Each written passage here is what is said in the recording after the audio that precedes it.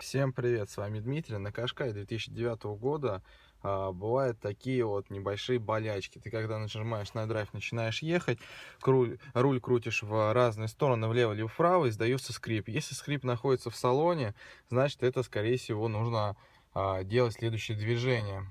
А следующее движение заключается в том, что лезем под педали, находим вот этот вот пыльник. Туда нужно залить масло, либо попрыскать ВДшкой. Если не помогает, то нужно уже лезть будет под машину и смотреть, что там вообще происходит. Вы заливаете, крутите руль влево, крутите руль вправо, и должно помочь. Если не помогает, смотрим тогда, что будет под машиной. Там есть пыльник, его можно заменить. После того, как мы пролили, мы снизу можем увидеть, вон там вот пыльник еще. Все обильно заливаем и не должно скрипеть. Если не помогает, обращаемся в сервис. То, в принципе, весь механизм виден. Туда дальше не надо лезть, только вниз.